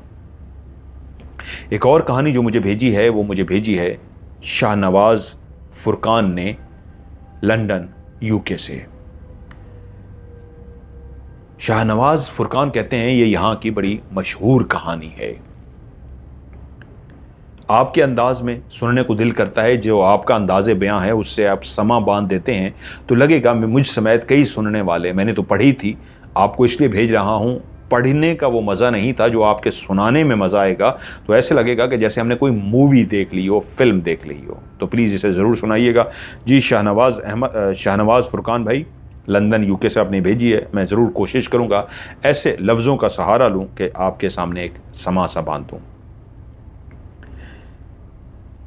एमली रेलवे स्टेशन पर उतरने जा रही थी क्योंकि ट्रेन अपनी स्पीड आहिस्ता आहिस्ता स्लो कर रही थी और वो मतलूबा स्टेशन जहां पे उसने उतरना था वो पहुंचने वाली थी। एमली पहली दफा इस छोटे से गांव के अंदर आ रही थी, शहर कह लीजिए, एक टाउन सा। उससे पहले यहां पे वो कभी नहीं आई थी। बूढ़ी मां के साथ वो अकेली रहती थी, नौकरी की तलाश में होती, अखबारों में इश्तिहार देखती। उसने कई जगहों पे अखबारों में देखकर इश्तिहार नौकरी के लिए अप्लाई किया था। खतो किताबत का ज़माना था, मोबाइल फ़ोन तो अभी नहीं आए थे, घरों में दूसरे तार वाले फ़ोन होते थे। एक दिन उसे ख़त रिसीव हुआ और जिसने ख़त भेजा था उसका नाम था मैडम अलीज़ा। आखिर में उसने अपना नाम अलीज़ा लिखा था, जिसमें उसने कहा था कि मेरी कई कंपनियां हैं, मेरी कंपनी में तुमने नौकरी के लिए दरख्वास्त दी है, तो मुझे इस वक्त अपने टाउन के अंदर जहां मैं इस वक्त रिहाइश पजीर हूं वहां पे एक लड़की की ज़रूरत है। अगर तुम ये नौकरी करना चाहती हो तो ये तनख्वाह होगी, खाना पीना रिहाइश सब कुछ तुम्हें वहां पे मिलेगा और हर महीने एक बेहतरीन तनख्वाह दी जाएगी। जो तनख्वाह लिखी गई थी वो उस वक्त के हिसाब से एक बेहतरीन तनख्वाह थी। और जब का ये कहा गया था मैं अब खुद काम काज नहीं कर सकती, बूढ़ी नहीं हूं, मैं भी अभी भी जवान हूं, लेकिन अब चाहती हूं कोई घर के काम काज को संभाल ले और अकेली नहीं रहना चाहती, मेरे साथ भी रहे। अगर तुम आना चाहो तो फलां तारीख को पहुंच जाना, मैं तुम्हें लेने के लिए अपनी गाड़ी भेज दूंगी, गाड़ी लेकर तुम्हें सीधी वहीं मेरे अपार्टमेंट में लेके आ जाएगी और तुम पहले सीधा अपने मेरे घर के पास ही जो अपार्टमेंट है वहां पे चली जाना और उससे अगले दिन मैं तुमसे मिलूंगी या उसी रात तुमसे मिलूंगी और बाकी काम मैं तुम्हें सारा समझा दूंगी। एमली ने खत का जवाब दिया कि हाँ, मुझे ये जवाब है और उसको पता था कि जो उन्होंने गाड़ी भिजवाने का कहा है वो गाड़ी की डेट पहले आ रही थी, खत मिलते और खत का जवाब आते देर हो जाती। कि एमली जवाब लिखती कि हाँ जी मुझे जॉब मंजूर है, मैं आ रही हूँ, वो तो ख़त पहले जाता फिर वापस आता और जो उसने मैडम अलीज़ा ने डेट लिखी थी वो तकरीबन 3-4 दिन बाद की थी कि फ़लाँ डेट को गाड़ी तुम्हें लेने आ जाएगी, तुम स्टेशन पे इतने बजे, एक ही वहाँ पे गाड़ी जाती थी, इतने बजे की गाड़ी पे सवार होगी और रात को वो गाड़ी उतरेगी, उससे उतरना, गाड़ी वहाँ पे पहले से मौजूद होगी, वो तुम्हें लेकर आ जाएगी और तुम्हें अगर यहाँ पे जॉब पसंद ना आई तो मैं तुम्हें अपनी फैक्ट्री के किसी और जगह पे ट्रांसफ़र कर दूँगी। एक बहुत अच्छी ऑफ़र थी, बहुत अच्छी जॉब थी। एक अमीर खातून जिसकी कई फैक्ट्रियाँ भी थीं, वो उसे जॉब की ऑफ़र दे रही थी, अपने साथ रख रही थी, खाना पीना रिहाइश भी दे रही थी कि दिन को उसके फ्लैट में रहना था और रात को पास ही एक फ़्लैट था उसके घर के पास, उस फ्लैट में जाके उसने अपार्टमेंट में रहना था और अगर नहीं पसंद आती थी तो वो उसे शहर की जो जहाँ पे वो रह रही थी एमली, जिस शहर में, उस शहर में ही जिस फैक्ट्री में उसने अप्लाई किया था उसी फैक्ट्री में उसने कहा था वो मेरी फैक्ट्री है, मैं तुम्हें वहाँ जॉब दे दूँगी। तो इससे बेस्ट क्या हो सकता था। पहली तो उसने कहा कोशिश करती हूँ, माँ से मशवरा किया कि क्या करूँ माँ, बूढ़ी माँ थी, वो क्या मशवरा देती। उसने कहा जो तुम्हें बेहतर लगे। कोई सहेली तो थी नहीं, कोई दोस्त वगैरह थी नहीं। 22 साल तो उसकी 21-22 साल तो उसकी टोटल उम्र थी, और अभी उसने पहली दूसरे शहर में जाके जॉब करनी थी। तो उसने कहा बेस्ट अपॉर्चुनिटी यही है कि मैं पहले जाके उस छोटे से टाउन में ट्राई करूं, क्योंकि तनख्वाह बहुत अच्छी है, और अगर वहां समझ नहीं आई तो कम तनख्वाह पे जो उसके शहर में फैक्ट्री है मैं वहां पे जॉब कर लूंगी, क्योंकि उसने कहा था फैक्ट्री में अगर जो शहर में आप काम करोगे वहां पे ऑलरेडी मेरे पास बहुत सारे बंदे अवेलेबल हैं, वहां पे वही तनख्वाह मिलेगी जो बाकियों को मिल रही थी, जो नॉर्मल उस वक्त की तनख्वाह थी। लेकिन अगर यहाँ टाउन में मेरे साथ रहोगी तो वो तनख्वाह एक तरह से डबल तनख्वाह थी। तो उसने कहा पहले मुझे डबल तनख्वाह पे करना चाहिए। वो जैसे ही ट्रेन के रुकने का इंतज़ार कर रही थी, अपने हाथ में छोटा सा एक बैग लटकाए ट्रेन रुक चुकी थी। वो ट्रेन से बाहर आ गई। जैसे ही बाहर आई तो पूरा स्टेशन वीरान सा पड़ा हुआ था। इतनी शदीद ठंड थी कि हर कोई शायद उस ठंड की वजह से अपने घरों में दबका हुआ था। सर्दियों के दिन थे और ये छोटा सा टाउन तो शदीद ही ठंडा यख था। उसके जिस्म के अंदर एक झुरझुरी सी आई, उसे कपकपाहट सी महसूस हुई कि कितनी ठंड है। वहीं पे वो चलती हुई आगे बढ़ी कि कहाँ है गाड़ी जो मुझे लेने के लिए आ रही है। वो इधर उधर गाड़ी को देखती रही। एक शख्स नजर आया जो अपनी गाड़ी की तरफ शायद जा रहा था, क्योंकि वहां पे सिर्फ स्टेशन के थोड़े फासले पे जहां पे गाड़ियां पार्क होती हैं एक ही गाड़ी पार्क थी, और वहीं स्टेशन का ही कोई मुलाजिम था। वो उससे बोला आप किसी तलाश में हैं शायद। एमिली बोली हाँ, मैडम अलीजा ने मेरे लिए एक गाड़ी भेजी है, मैं उस गाड़ी को ढूंढने की कोशिश कर रही हूं, वो गाड़ी नजर नहीं आ रही। वो मुलाजिम बोला यहां पे तो कोई भी गाड़ी नहीं है, सिर्फ एक गाड़ी है मिस्टर विलियम की, वो सामने जो जा रहे हैं और वो भी जाने लगे हैं इस वक्त, और तो किसी की गाड़ी नहीं है। मैं यहीं पे ही एम्प्लॉय हूं और मुझे पता होता है पार्किंग में कोई भी नहीं, आप वाहिद सवारी हैं जो इस ट्रेन से उतरी हैं, और कोई गाड़ी नहीं है, और इस वक्त तो आपको सवारी मिलेगी भी नहीं, ये छोटा सा एक टाउन है। लेकिन रुकिए, आपने जाना कहाँ है? उसने टाउन का बताया। उसने कहा हाँ हाँ रुकिए रुकिए। वो जलता हुआ सीधा मिस्टर विलियम के पास गया। कहा मिस्टर विलियम आप जा रहे हैं, लड़की आई है शहर से, उन्होंने आप ही के टाउन जाना है, अगर आपको बुरा ना गुजरे तो आप उनको भी लिफ्ट दे दीजिए। उन्होंने कहा हाँ मुझे कोई एतराज़ नहीं, आ जाए। उसने आकर कहा मिस्टर विलियम सामने मौजूद हैं, मिस्टर विलियम भी इसी टाउन में जा रहे हैं, आप अगर जाना चाहें तो उनके साथ जा सकती हैं। एक नौजवान लड़की, रात का टाइम, किसी की गाड़ी, वो डर सी गई। उसने विलियम की तरफ देखा और कहा नहीं नहीं नहीं, मैं किसी के साथ अकेले रात को सफ़र नहीं कर सकती। उस शख्स ने कहा इस स्टेशन पे और कोई ट्रेन नहीं आनी, और जितनी यहाँ पे ठंड है यहाँ पे कोई और सवारी भी नहीं है। आपको जो गाड़ी लेने के लिए आने वाली थी, अगर उसने लेने आना होता तो वो कब की आ चुकी होती। इसका मतलब है आपको लेने कोई नहीं आया। अगर आप गाड़ी के इंतज़ार में बैठेंगी तो सर्दी से ठटर ठटर कर सुबह तक आपकी कुल्फ़ी जम जाएगी। बेहतर यही है, मिस्टर विलियम उनको मैं जानता हूं, अच्छे इंसान हैं, आप उनके साथ चली जाइए। उसको अब पहले उसी शख्स पे शक हुआ कि कहीं ये कोई नेटवर्क तो नहीं है, ये मिस्टर विलियम का कोई कारिंदा तो नहीं है जो मुझे उनके साथ ज़बरदस्ती भेजने पे तुला हुआ है। लेकिन उसकी बातें भी ठीक थी, अगर रात को कोई और गाड़ी ना आई वो कहाँ बैठेगी, कैसे लेटेगी। एक अनजान सा गांव, और ऊपर से जितनी शदीद ठंड थी वहाँ पे तो रुकना ही अजाब था। वो चलती हुई मिस्टर विलियम के पास चली गई। मिस्टर विलियम गाड़ी के अंदर बैठ चुके थे और गाड़ी स्टार्ट कर चुके थे। लड़की को अपने तरफ आता देखा तो समझ गए वो बंदा जो स्टेशन पे काम करता था वो पहले ही कह कर गया था। वो लड़की पास गई और बोली क्या मैं आपके साथ जा सकती हूँ? मिस्टर विलियम ने उसको सर से पांव तक इस तरह देखा।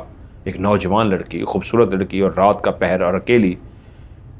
एमिली ने जब मिस्टर विलियम को देखा तो उनसे डर सा लगने लगा। हैट पहने हुए, लॉन्ग कोट पहने हुए, कोई जासूस सा लग रहा था, कोई अजीब सा शख्स।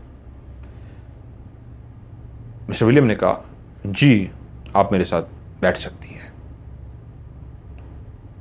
अब वो ऑफर दे चुका कि बैठ जाए, लेकिन वो फिर भी डरी हुई थी, वो बैठने से कतरा रही थी। मिस्टर विलियम को ऐसा महसूस हुआ जैसे बैठना नहीं चाह रही, तो वो बोले हेलो, क्या आप मेरे साथ जाना चाह रही हैं या मैं जाऊं? नहीं नहीं, मुझे जाना है। उसने गेट खोला और आगे फ्रंट सीट पर बैठ गई। मिस्टर विलियम ने गाड़ी आगे बढ़ा दी। गाड़ी के अंदर हीटर चल रहा था, जिसकी वजह से बाहर की शदीद जो ठंड थी, अंदर टेम्परेचर बेहतर हो गया था। वो थोड़ी सी जो कपकपा रही थी, उसकी कपकपाहट भी, उसके जो हाथ ठंडे यख हो गए थे, अब वो बेहतर महसूस कर रही थी। मिस्टर विलियम अजीब एक इंसान उसे महसूस हुआ, एमिली को, कि बेहतर है इससे कोई बात ना की जाए, क्योंकि जिस रास्ते पे वो जा रही थी वो एक वीरान सा रास्ता था। ऊपर से सर्दियों की रात, वीरान सा रास्ता। तो वो अलर्ट बैठी हुई थी कि अगर इस शख्स ने कोई भी मेरे साथ हरकत की तो उसके लिए तैयार थी। वो मुसलसल उसकी तरफ ऐसे देखती रही कि मिस्टर विलियम जब भी उसकी तरफ देखते तो अलर्ट उसको पाते। शायद वो समझ गए थे कि लड़की तैयार है, उन्होंने उसके साथ हरकत नहीं की। गाड़ी चलते चलते चलते मिस्टर विलियम एकदम से बोले, आप यहां पे नई लग रही हैं, यहां पे किसके पास आई हैं?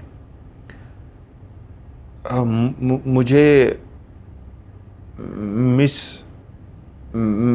मैडम अलीज़ा ने नौकरी के लिए बुलाया है। आप पहली दफ़ा आई हैं यहाँ पे? जी जी, मैं पहली दफ़ा आई हूँ। ठीक है, आप यहाँ की नई हैं, पहली दफ़ा आई हैं, यंग हैं, ये मेरा कार्ड रख लीजिए। आपको कोई भी मदद की ज़रूरत हो तो मुझे कॉल कर दीजिएगा, मुझे खुशी होगी। और आपको उतारना कहाँ पे है? मैं आपको पहले उतारूंगा जहाँ पे आपने जाना है, और उसके बाद फिर मैं अपने घर चला जाऊंगा। वो बोली, नहीं नहीं, बस मुझे करीब उतार दीजिएगा। उसने एक जगह का नाम बताया, आगे मैं पैदल चली जाऊंगी। ठीक है। उसने एक जेब से एड्रेस निकाला और एड्रेस बता दिया कि इस जगह के करीब मुझे उतार दीजिएगा। आगे उन्होंने बताया था वॉकिंग डिस्टेंस है, मैं चली जाऊंगी। उन्होंने उनको ख़त में पूरा नक्शा बता दिया था, यहाँ पे आप उतरेंगी या मेरी गाड़ी ले आएगी। गाड़ी जब आएगी तो इस जगह पे आप उतरेंगे और आगे से गाड़ी नहीं जाती, थोड़ा सा नीचे की तरफ रास्ता है और पैदल चल के जाना है। क्योंकि मैडम अलीज़ा ने उसको जो बताया था, मेरी गाड़ी आपको वहाँ तक उतार देगी जो लेने आएगी, और उसके बाद थोड़ा सा ऐसे नीचे उतर के फिर आगे की तरफ अपार्टमेंट बने हुए हैं, वहाँ पर आपने आ जाना है। तो उसने एड्रेस उनको बता दिया, और जब वो बिल्कुल करीब गाड़ी जाकर उन्हें रोकी तो उसने अपना एड्रेस कहा, ये मेरा एड्रेस भी रख लीजिए, मुझे आपकी हेल्प की ज़रूरत पड़ी। तो अब उसे उस शख्स पे एतमाद हो गया था कि उसने कोई हरकत नहीं की, मुझे अपने जगह पे उतार दिया। वो एक सीरियस सा एक बंदा है, इसलिए मैं उससे ज़रा डर रही थी। उसका शुक्रिया अदा किया और एड्रेस भी उसे कहा कि ये मेरा एड्रेस है, यहाँ मैंने जाना है, आप रख लीजिए, मुझे मदद की ज़रूरत होगी तो आप ज़रूर मेरा पता कर लीजिएगा। पता नहीं उसके दिल में क्यों आया कि उस पर एतमाद सा कर लिया कि आप मेरा पता कर लीजिएगा यहाँ पे कोई मसला हुआ तो, वरना आपका कार्ड मेरे पास है, मैं आपसे रब्ता कर लूँगी। उन्होंने कहा ठीक है। उन्हें एड्रेस देखे बगैर कोट की जेब में डाला और गाड़ी से उसको उतार कर वो चले गए। थके हुए थे। एड्रेस वगैरह सारा कुछ ख़त पे उसको लिखा हुआ मिला था। उसने ख़त खोला, एक दफ़ा सारा कुछ देखा, उसी तरह रास्ता उसको याद था, चली, और सामने एक लाइन के अंदर अपार्टमेंट नज़र आए उसे। वो सीढ़ियाँ चढ़ती हुई जो अपार्टमेंट का नंबर लिखा हुआ था दरवाजे पे, उसने वो देखा तो अपार्टमेंट का नंबर है। उसने कहा मैं यहाँ पे आ तो गई हूँ, गाड़ी लेने भी नहीं आई, अब मैं वापस तो नहीं जा सकती थी, जॉब के लिए आई हूँ, शायद हो सकता है वो अब सामने आए मैडम अलीज़ा, तो पता लगे क्या माजरा है। उस फ्लैट के बाहर खड़े होकर उसने ठक ठक ठक ठक ठक ठक नॉक किया। कुछ देर की खामोशी के बाद कुछ भी नहीं हुआ। उसने दूसरी दफ़ा नॉक किया, कुछ भी नहीं हुआ। तो उसने दरवाजे को, हैंडल को घुमाया तो हैंडल खुल गया, कमरा लॉक नहीं था। वो कमरे के अंदर जल्दी से दाखिल हुई। फर्नीचर, हर चीज़, कमरे की जो सामान होता है पड़ा हुआ था, लेकिन मट्टी मट्टी हुआ था काफ़ी अरसे से, जैसे ये जगह को बंद कर दिया गया हो। फिर भी इतनी मट्टी, धूल मट्टी नहीं थी कि रहने के काबिल ना हो। उसने थोड़ी बहुत ही बैठने के लिए जगह को साफ किया और बैठ गई। उसे शदीद भूख लगी हुई थी। अभी आकर वो बैठी ही थी कि हीटर जलाना चाहती थी कि उसे कमरे के अंदर एक सिसकी की आवाज़ आई, जैसे कोई हल्का सा रोते हुए सिसकी लेता है। वो एकदम से चौंकी। वो डरी हुई तो पहले थी, एक रात हो चुकी थी, तकरीबन रात के इस वक्त 10:30 बज रहे थे। अकेला सा अपार्टमेंट, मैडम अलीज़ा का कोई अता पता नहीं था। वो एक अकेले से वीरान से गांव के अंदर आ गई थी। बर्फ़बारी की वजह से वो शदीद ठंडा यख गांव था। अपार्टमेंट में वो अंदर दाखिल तो हो गई थी, जिसको एड्रेस बताया गया था। अब सुबह ही मुलाकात होगी क्या, लेकिन भूख से उसका बुरा हाल था। उसने कहा शायद मुझे लगता है मेरा बीपी लो हो रहा है, मैंने खाया पिया नहीं है रास्ते से, कि मैडम ने कहा था खाने पीने का इंतज़ाम मौजूद होगा, तो मेरे ख्याल में उठ के फ्रिज वगैरह खोल के देखूं कि खाने के लिए कुछ मौजूद है। वो किचन के अंदर गई, उसने फ्रिज को खोला तो फ्रिज के अंदर से ऐसी हमक सी बाहर आई जैसे काफ़ी अरसे से फ्रिज बंद पड़ा रहता है, चलता नहीं है, तो एक स्मेल सी आती है, ऐसी स्मेल सी आई। तो उसने जल्दी से फ्रिज बंद कर दिया कि यहाँ पे तो कुछ भी नहीं है खाने को। वो परेशान सी हो गई, अब क्या करूं, भूख से बुरी हालत है, तो नींद भी नहीं आएगी, मैं तो कब से खाना खाया हुआ है। अब उसने कमरे का सारा बगौर जायजा लिया। अपार्टमेंट तो ठीक था, बहुत बड़ा नहीं था, दरमियाना था, लेकिन ठीक था, रहने के लिए बहुत अच्छी जगह थी। अब तो मैडम अलीज़ा आती, उससे मिलती तो बाकी चीज़ें पता चलती। वो एकदम से परेशान हुई, क्या करूं, बाहर ठंड है, लेकिन मैं मेरे ख्याल में अपने बैग से और गर्म कपड़े निकालूं, पहनूं और कुछ खाने का पहले बंदोबस्त करूं। वो उठी, उसने गर्म कपड़े पहने और दरवाजे की तरफ गई। जैसे ही उसने दरवाज़ा खोला, टक टक टक टक जोर लगा रही है, हैंडल खुल ही नहीं रहा। वो परेशान हो गई कि क्या हुआ है, हैंडल ही नहीं खुल रहा।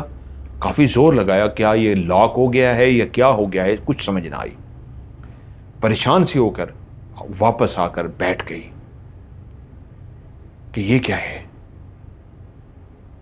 अब ठंड का एहसास भी बढ़ रहा है, क्योंकि जब भूख लगी हो इंसान को और उसने खाया ना हो तो शदीद ठंड लगती है। उसको शदीद ठंड लग रही थी। तभी उसे महसूस हुआ बाहर किसी के कदमों की आवाज आई और कोई हैंडल को खोल रहा था। वो एकदम से तैयार हो गई, ये तो कोई अंदर आ रहा है। उसने इधर उधर देखा, अपनी हिफाजत के लिए क्या चीज़ मैं अपने हाथ पे पकड़ लूँ ताकि अगर कोई आए तो मैं उसके सर में मार सकूँ, अपने आप को बचा सकूँ। वो डर गई थी, पहले ही उसकी बुरी हालत थी। उसने एक गुलदान सा रखा हुआ था, टेबल लैंप जो होते हैं, टेबल लैंप सा, उसने हाथ में दोनों हाथों से मजबूती से पकड़ लिया। अगर मुझे अपने बचाव के लिए इसको मारना पड़ा तो वो तैयार हो गई। उसी लिए मैं दरवाज़ा खुला और सामने एक औरत खड़ी थी। औरत को देख कर उसका वो हाथ जो हवा में था, जो तैयार था, वो एकदम से रुक सा गया और औरत सामने से बोली,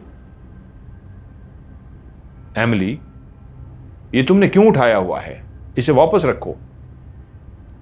उसकी गरजदार से उस आवाज से उसे महसूस हुआ सामने खड़ी हुई ये औरत मैडम अलीज़ा हो सकती है। उसने एक बेहतरीन सा लिबास पहन रखा था। उस लिबास से महसूस होता था ये वाकई कोई फैक्ट्री ऑनर है, इसकी फैक्ट्रियां हैं। उसने जिस अंदाज में लिबास पहन रखा था, जैसे उसके खूबसूरत से बाल थे, जिसे गले के अंदर उसने चेनें पहनी हुई थी, लेकिन उसकी उम्र काफ़ी ज़्यादा थी। जो उसने कहा था मैं जवान हूँ, खुद काम कर सकती हूँ, वो तो काफ़ी बूढ़ी हो गई थी। हाँ, उसका चेहरा जवान लगता था, लेकिन गर्दन काफ़ी झुर्रियों से भरी हुई थी। हाथों को भी देख के लगता था काफ़ी बूढ़े हाथ हैं, झुर्रियों से भरे हुए हाथ। चेहरा एक फ्रेश नज़र आता था। कानों में उसने झुमके पहने हुए थे। वो अंदर दाखिल हो गई, दरवाज़ा बंद कर दिया और वो शर्मिंदा सी हो गई और उसने वो टेबल लैंप साइड पर रख दिया। मैं अलीज़ा हूँ, तुम्हें खुशामदीद कहती हूँ। हाँ, वो गाड़ी इसलिए नहीं आ सकी क्योंकि जिस तरह मैंने ख़त में लिखा था तो मैं गाड़ी लेने के लिए आ जाएगी। मेरा मुलाजिम जिसने गाड़ी ड्राइव करके आना था वो बीमार पड़ गया है। उसे इस ठंड की वजह से फ्लू हो गया और उसके बाद उसे बुखार हो गया है, वो गाड़ी नहीं चला सकता था। और मैं मुलाजिम ही इसलिए रखना चाह रही हूँ कि रात के टाइम तो मैं खुद गाड़ी चला ही नहीं सकती। देख रही हो ना, बूढ़ी हो गई हूँ। हाँ, लेकिन खुद चलती फिरती हूँ, सारे काम करती हूँ। इसलिए तुम्हें कहा था कि जब तुम आ जाओगी, मेरे साथ रहोगी, तो मेरे काम काज करोगी, तो मैं तुम्हें बहुत अच्छी उजरत दूंगी। तो सबसे पहले तो माजरत की गाड़ी नहीं आ सकी। हाँ, तुम्हें भूख लगी होगी, तुमने खाना नहीं खाया होगा। क्या तुमने खाना खाया है? बोली, नहीं, मैंने खाना नहीं खाया। ठीक है, तुम बैठो, मैं तुम्हारे लिए खाना देखती हूँ। ये कहकर वो फ्रिज की तरफ गई और वो रिलैक्स हो गई थी। मैडम अलीज़ा देखने में बुरी नहीं थी, झुर्रियों से, हाथों की, गर्दन की झुर्रियों से लगता था बूढ़ी हो गई हैं, लेकिन अब भी ठीक थी, इतनी बूढ़ी भी नहीं थी। जब वो चलती हुई उसके सामने से गुजरी तो उस वक्त उसको ऐसा महसूस हुआ जैसे गोश्त की उसे बदबू आई हो। एक झोंका सा महसूस हुआ कहीं से गोश्त का। अनजान टाउन, कोई जानने वाला नहीं, कोई नहीं, वो अकेली। और वो चलती हुई अलीज़ा किचन के अंदर गई। उसने फ्रिज के अंदर से नीचे वाला बॉक्स खोला और उसके अंदर से बर्तन के साथ खाना निकाला। उसने तो फ्रिज को खोलते ही एक स्मेल आई थी तो उसने बंद कर दिया था। नीचे वाला तो उसने वो वाला बॉक्स खोल के ही नहीं देखा था, शायद वहां पे कोई खाना था। उसने वो बर्तन सा निकाला फ्रिज के अंदर और अलमारियां जो बनी हुई थी उन अलमारियों में से उसने छुरी उठाई और 2-3 मसाले उठाए। मसालों को उस बर्तन के अंदर वो छिड़कने लगी तो एक अजीब सी हमक सी आई उन मसालों के अंदर से। वो क्या सालन था, क्या चीज़ थी जिसके अंदर वो मसाला छिड़क रही थी? कोई गोश्त था या क्या था? उसने मसाला के ऊपर छिड़का और वो एक ट्रे सा लेके उसके सामने आ गई। और उसके सामने जब ट्रे रखा तो उसने देखा उसके अंदर गोश्त था, भुना हुआ गोश्त, जो शोरबे के बगैर भुना हुआ गोश्त होता है। उसके ऊपर ही उसने कुछ स्पाइसेस डाले थे, मसाले डाले थे। ये तुम्हारा खाना है, आराम से खाना खाओ, फिर मैं थोड़ी देर तुम्हारे साथ बैठूंगी, बातें करूंगी और उसके बाद फिर मैं चली जाऊंगी। सुबह तुम्हें लेने के लिए आऊंगी, अपना घर दिखाऊंगी और बाकी मामला हम सुबह तय करेंगे। मैं तुम्हें मुलाजमा नहीं समझूंगी, अपनी फैमिली की तरह समझूंगी। और अगर तुम मेरी फैमिली की तरह हो तो ये कैसा हो सकता है मैं रात को तुम्हारे खाने का ख्याल ना रखती? इसलिए आई हूं, खाओ, खाना खाओ, मैं बैठी हूं। वो बोली आप भी खाइए। वो बोली मेरा अभी खाने का टाइम नहीं हुआ, मैं बाद में खाऊंगी। वो हैरान हुई, रात के 10:30 हो रहे हैं, अभी भी टाइम नहीं हुआ, अब तो 11 होने वाले हैं। उसने कांटा और छुरी को देखा, सामने एक बड़ा सा गोश्त का टुकड़ा था। उसे बहुत भूख लगी थी। उस गोश्त के अंदर से ऐसी स्मेल आ रही थी जैसे ये सड़ गया हो, खराब होना शुरू हो गया हो। उसने गोश्त के टुकड़े को छुरी से और कांटे से काटा और काट के जैसे मुंह के करीब लेके आई तो उसका स्मेल इतनी बुरी थी कि वो तो खराब हो चुका था, सड़ चुका था। उसके नाक में जैसे उसकी बदबू गई, सड़े हुए गोश्त की बदबू गई, तो उसकी उल्टी आने की कोशिश हुई। उसने नीचे रख दिया तो सामने बैठी हुई अलीज़ा बोली क्या हुआ, खराब हो गया है क्या? लगता है फ्रिज काम नहीं कर रहा, रुको रुको मैं तुम्हारे लिए दूसरा लेकर आती हूं। वो रुक सी गई, वो तो वाकई बहुत खराब था। वो उठी, मुख्तलिफ अलमारियां खोली और उसमें से एक पैकेट खोला। पैकेट को खोल में से उसमें से जिस तरह बनी बनी चीजें होती हैं, कोई और सालन टाइप चीज कोई डाल रही थी उसके अंदर। वो देखती रही, वो डाल के लाई और आके उसके सामने ट्रे रख दिया। उसने देखा एक प्याला है, प्याले के अंदर लिक्विड सा बना हुआ है, रेड कलर का लिक्विड बना हुआ है, कोई शोरबा है या क्या है। और उसके ऊपर उसने मसाले डाल दिए थे, कहा ये सूप पियो। रेड कलर का सूप, शायद मिर्चें उसमें ज्यादा थी या क्या थी सूप, और उसके ऊपर उसने मसाले डाल दिए। उसने सूप वाला चम्मच उसमें से निकाला और सूप वाला चम्मच निकाल के जैसे ही उसको पिया तो वो सूप उसके अंदर क्या गया, मसाले तो थे, ऊपर करारे किस्म के स्पाइस थे, मज़ेदार उसको लगे, लेकिन वो जैसे ही अंदर गया तो उसे लगा कि उसने जो चीज़ पी है वो कोई इंतहाई अजीबो गरीब सी चीज़ है, ऐसी जिसको पीते ही उसे कै की आनी शुरू हो गई और उसने उसी वक्त उल्टी की, उसको वॉमिट होने की कोशिश होने लगी। और तभी उसने देखा वो जो गोश्त अभी साइड पे उसने कर दिया था, उस गोश्त के नीचे से 2-3 कीड़े निकलकर साइड पर निकल आए जो उसके नीचे से। और वो जो उसने ऊपर तेजी से स्पाइस डाल दिए थे, वो स्पाइस हटे उस चम्मच को हिलाने की वजह से, तो पता चला वो एक खून वाला प्याला है, उसमें खून है। वो एकदम से उल्टी वाले अंदाज में उठी और जब उसने देखा वो खून है तो उसने अलीज़ा की तरफ देखा पूछने के लिए कि ये क्या है। तो अलीज़ा सामने बैठी मुस्कुरा रही थी और उससे कहा, पियो ना, तुम्हारे लिए तो ये बनाया है। अच्छा नहीं लगा? ये तो खून है। हाँ, तो तुम्हें खून पसंद नहीं है? तुम्हारे लिए तो मैंने ये खून रखा था। उसने जब ये सुना तो वो और डर गई, एकदम से तेज से उठी, दरवाजे की तरफ भागी। उसने दरवाजा खोला तो दरवाजा तो बाहर से लॉक था। वो एकदम से परेशान हो गई, मुड़ी तो देखा अपनी जगह पे वो मैडम अलीज़ा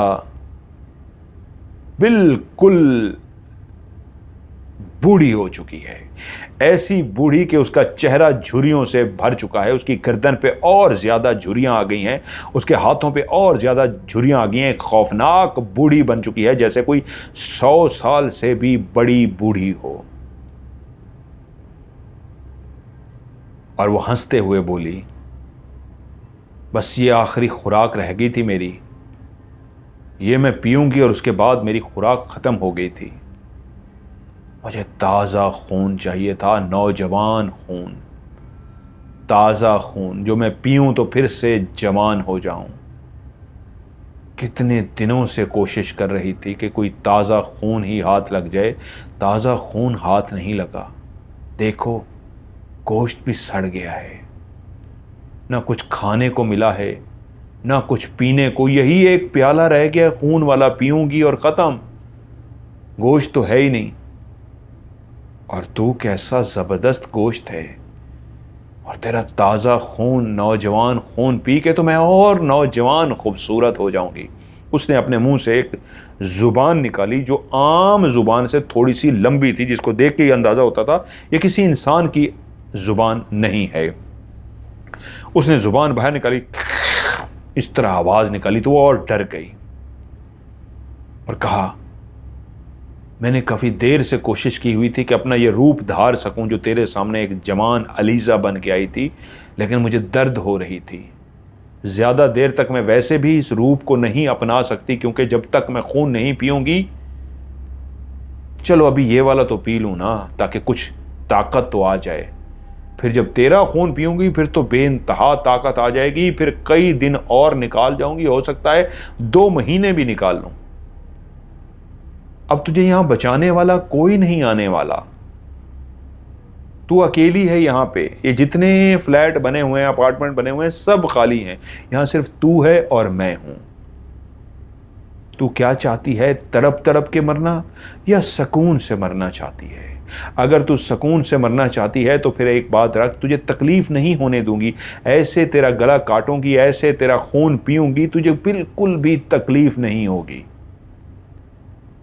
लेकिन अगर तू मेरी बात नहीं मानेगी तो तेरे जिस्म से गोश्त को काटती जाऊंगी, तेरे सामने खाती जाऊंगी, मरेगी नहीं। तुझे इतनी तकलीफ दूंगी, इतनी तकलीफ दूंगी कि तू कहेगी नहीं, मुझे एकदम से मार दो। फिर एकदम से नहीं मारूंगी, तकलीफ दे दे के मारूंगी। अब अच्छे बच्चे की तरह बैठ जाओ, मैं ये वाला खून पी लूं, थोड़ी सी ताकत आ जाए। देखा कैसा हुलिया मेरा बदल गया है, बूढ़ी हो गई हूं, प्यासी हूं ना, खून की प्यासी। बस ये खून पीऊंगी, देखना अभी ताकत आ जाएगी, फिर जब तेरा खून पीऊंगी। उसने उसी वक्त बोलते बोलते आगे बढ़ी और उस प्याले को उठाया और बहुत ही मज़े ले लेके गुटोक गुटोक गुटोक उस प्याले को पीना शुरू कर दिया। वो जो अपनी माँ के लिए रोजी रोटी का बंदोबस्त करने आई थी, जवान हुई थी कि अपनी माँ को भी यहाँ ले आऊँगी, उसके साथ रहूँगी, जो माँ हर वक्त उसको दुआएं करती थी, वो बेचारी एकदम से परेशान हो गई। उसको अपनी मौत नज़र आनी शुरू हो गई। वो बेहोश होने के करीब थी कि उसे एकदम से कानों में एक माँ की आवाज़ सुनाई दी, बेटी, जब भी कभी मुसीबत आए तो ये पुकारना, ये पढ़ना। एकदम से जैसे ही वो लफ्ज़ उसके कानों में माँ के गूंजे, जो अक्सर माँ उसे कहती थी, वो उसने एकदम से पढ़े तो उसके अंदर ना सिर्फ हिम्मत आई, हौसला आया, बल्कि एक ऐसा कॉन्फिडेंस भी आया कि वो बेहोश होने से तो बच गई। उसी वक्त उसने फैसला किया, नहीं, मुझे अपने आप को बचाना होगा। ना बच सकी तो ठीक है, मारी जाऊंगी, कोशिश तो करूं। उसने इधर उधर देखा, वही वाला जो उसने गुलदान उठाया था उसके पास ही रखा था। उसने बैठने से पहले अपने पास वैसे ही रख दिया था। उसने गुलदान उठाया और वो जो मुंह से प्याला लगाए पीने में मसरूफ थी, उसकी निगाह ही ना पड़ सकी कि वो उठ के गुलदान उठा सकी है। उसने गुलदान उठाया और इतनी तेज़ी से उसके सर में मारा कि वो जो प्याले को पीने में अभी लगी थी, जिसकी हिम्मत उस खून से और बढ़नी थी, जो कमज़ोर अपने मुंह से कह चुकी थी मैं कमज़ोर हो गई हूँ, उसको इतने ज़ोर से वो लगा कि वो एकदम से धड़ाम से गिरी और नीचे गिर गई। उसके सर से खून बहना शुरू हो गया और वो कमज़ोर सी बूढ़ी सी आवाज़ में बोली, आए मैं तो पहले ही कमज़ोर थी, तूने मेरे सर से खून निकाल के मुझे और कमज़ोर कर दिया। उसकी आवाज़ तक नहीं निकल रही थी, उसके सर से खून बह रहा था और वो अपनी जगह से उठना चाह रही थी, आहिस्ता आहिस्ता उठ रही थी, जिससे उसको अंदाज़ा हुआ वाकई उसकी कमज़ोरी से हालत ऐसी हो चुकी है वो उठ नहीं पा रही। काफ़ी दिनों से उसको शिकार नहीं मिला था। उसने इधर उधर देखा और उसे सामने एक शीशे की खिड़की नजर आई। वही जो उसने उसके सर में मारा था उसको उठाया और जाके खिड़की के ऊपर वार कर दिए। वो शीशा तोड़ने में कामयाब हो गई। उधर जब उस अलीज़ा ने देखा कि वो शीशा तोड़ने में कामयाब हो रही है, वो उसके पीछे लपकी, लेकिन जब तक वो उसके पीछे आई वो खिड़की से छलांग मार चुकी थी। उसकी कमीज़ उसके हाथ में आई। अलीज़ा ने मजबूती से कमीज़ पकड़ ली थी मैडम अलीज़ा ने, लेकिन वो फिर भी बाहर भाग गई और भागते भागते अभी कुछ ही करीब गई थी कि फिर से टकराई वो, और टकराते ही गिरी और बेहोश हो गई। मिस्टर विलियम उसको छोड़कर घर पहुंचा। उसने अपने लॉन्ग कोट को उतारा और लिबास तब्दील करके वो सोने ही लगा था कि एकदम से उसको सामान निकाल के रख रहा था अपने लॉन्ग कोट से, तो वो एक पर्ची भी निकल आई। उसने पर्ची की तरफ जब देखा, जैसे ही पर्ची पर उसने एड्रेस देखा तो वो चौंक सा गया और एकदम से वो भागा, जल्दी जल्दी कपड़े पहने और जल्दी से कपड़े पहन के गाड़ी में सवार हुआ और भागता हुआ चर्च पहुंचा। फादर वहां पे सोने की तैयारियों में थे। अक्सर उनके साथ उसकी गपशप रहती थी। वो सीधा फादर के पास पहुंचा और उसको जाके सूरत हाल बताई। फादर जल्दी से गाड़ी में उसके साथ होली वाटर लेकर सवार हो गए। वो गाड़ी को दौड़ाते हुए उस एड्रेस पर पहुंचे। जैसे ही गाड़ी से दोनों उतर के उस बिल्डिंग की तरफ जा रहे थे तो एक लड़की भागती हुई आई, विलियम के साथ टकराई और टकराते ही बेहोश हो गई। और उसी वक्त उन दोनों की निगाह पड़ी उस टूटी हुई खिड़की के पीछे एक बूढ़ी औरत खड़ी थी, जो शक्ल से अब चुड़ैल बन चुकी थी, डाइन बन चुकी थी, वैम्पायर बन चुकी थी। उसी वक्त फादर मुंह में जो पढ़ रहे थे मुसलसल, अब वो ऊंची आवाज में पढ़ना शुरू हो गए और होली वाटर लेकर उसके ऊपर होली वाटर जैसे ही फेंका तो वो चीखो पुकार करना शुरू हो गई। वो दोनों दरवाजा खोलकर अंदर दाखिल हुए। होली वाटर से उसके वजूद को आग लग रही थी, तकलीफ हो रही थी। फादर ने उससे पूछा, कौन है तू, अपना नाम बता। तो उसने अपना पूरा नाम बताया। क्योंकि वो नहीं बताती थी तो फादर उसके ऊपर पानी फेंकते, पड़ा हुआ होली वाटर। तो उसने बताया उसका नाम था अलीज़ा ग्रेव्स। और उसने वहीं पे इकरार किया फादर के कहने पे कि तू इससे पहले कितने लोगों को मार चुकी है।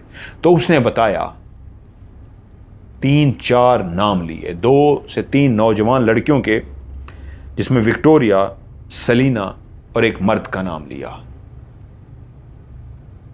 और उसके बाद उसने बताया कि मुझे 2.5 महीने से ऊपर हो गया, ये 3रा महीना होने वाला है। मुझे खून ना मिलने की वजह से मैं थोड़ा थोड़ा करके ये खून पी रही थी, क्योंकि मेरा खून ख़त्म होने वाला था। और अगर ये खून ख़त्म हो जाता तो मेरी ताकत बिल्कुल ख़त्म हो जाती। मेरी ताकत इंसानी खून पीने में है। जो नौजवान खून मुझे मिलता है मैं वो पीती हूँ तो उससे मुझे ताकत मिल जाती है। बाकी उसी गोश्त को फिर मैं खाती रहती हूँ। असल ताकत इंसानी खून है। और अब क्योंकि 3 महीने हो चुके थे मुझे खून नहीं मिला था। और उसने ही बताया कि अब वो इतनी ताकतवर हो चुकी थी, खून पीने की वजह से बहुत सारी चीज़ें उसे पता लग जाती थी। वो भी उसी अखबार को उसने पढ़ा था और उसी अखबार को पढ़ के वो एक, जब इंसान वैम्पायर बनता है, इंसान खून पी के ऐसा जादूगर बनता है, इंसान जब एक्स्ट्रा ताकत हासिल कर लेता है तो कई चीज़ें उसको मालूम हो जाती हैं।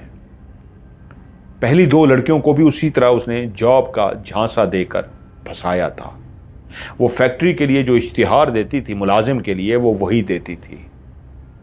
लोग उस फैक्ट्री के लिए लिखते थे तो फैक्ट्री का इश्तिहार दे के कोई शक भी नहीं करता था, लेकिन वो एक फ़र्जी इश्तिहार होता था। उस इश्तिहार पे जो भी खतूत वसूल होते वो उसको पढ़ती और उनको फिर वो दावत देती थी कि मेरे पास बेस्ट नौकरी के लिए आओ।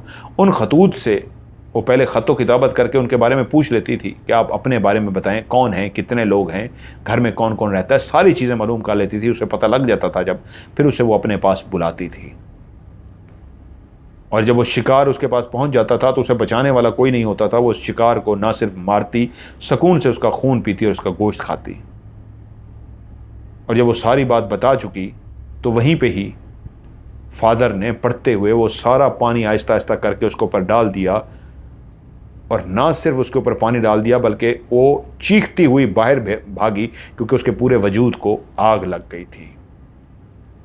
फादर ऊंची आवाज में पढ़ते रहे, यहां तक कि वो जब दरवाजा खोल के बाहर भागी उसके पूरे वजूद को आग लग गई और जलती जलती जलती वो जमीन पर गिरी और तड़पते तड़पते तड़पते आग से मर गई। जमीन पे पड़ी हुई इस लड़की को, जो एमिली थी, बेहोश थी, उसको उठाया गया, गाड़ी में लेकर वो सीधे चर्च ले गए। उसे होश में लाया गया। वो जब होश में आ गई तो वो बेइंतहा खौफजदा थी। उसे यकीन नहीं आ रहा था कि वो कोई ख्वाब था या क्या था। और जब उसने देखा कि उसके सामने वही मिस्टर विलियम और फादर भी मौजूद हैं, उसे होश में आता देखकर फादर बोले, बेटी तुम अब महफूज हाथों में हो। भूख, खौफ, उससे बोला तक नहीं जाता था। फादर उसके लिए जूस लेकर आए, उसे जूस पिलाया गया, हिम्मत दी गई। जब वो बैठने के काबिल हो गई उसे बिठाया गया। उसके बाद वो परेशान थी कि वो क्या था। तभी उसको मिस्टर विलियम ने बताया, मैं एक अखबार में रिपोर्टर हूं। मैं जब वहां से तुम्हें अपने साथ लेकर आया तो मैं थका हुआ था, मैं तुम्हें लिफ्ट दे दी, तुम बात नहीं करना चाहती थी, मैंने भी तुमसे बात नहीं की, तुमने अपना एड्रेस मुझे दे दिया और मैंने कोर्ट में डाल दिया। जब मैं लिबास चेंज कर रहा था, मैंने अपना कोट उतारा तो वो एड्रेस भी बाहर निकला। उस पर जैसे ही मेरी निगाह पड़ी तो मैं चौंक पड़ा। जो एड्रेस तुमने मुझे दे दिया था ये तो उन बंद अपार्टमेंट का एड्रेस था जहां पे पहले ही 3 लोगों की मौत वाक़या हो चुकी थी। ऐसा लगता था जैसे किसी ने उनके जिस्मों से खून सारा निकाल लिया हो, और किसी की टांग गायब थी, किसी का बाजू गायब था, किसी का पेट से गोश्त को निकाला गया था, जैसे किसी जानवर ने किया हो। लेकिन मेरा शक यह था कि किसी जानवर का नहीं, जानवर तो उधेड़ कर रख देता है, ये तो काटा गया था, बाजू भी, टांग भी, पेट भी। और खून जानवर इस अंदाज में नहीं पीता जिस अंदाज में उसका खून पिया गया था।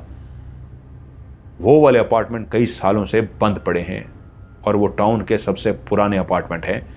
लोग उससे डरना शुरू हो गए थे, उसे भूतिया अपार्टमेंट कहना शुरू हो गए थे। और जब तुमने बताया तुमने कि नौकरी के लिए आई हो, तुम्हें किसी मैडम ने नौकरी दी है, और मैंने उस एड्रेस को देखा, उस एड्रेस में तो रहता कोई नहीं है, तुम वहाँ पे क्या करने जा रही हो, तो मैं भागा।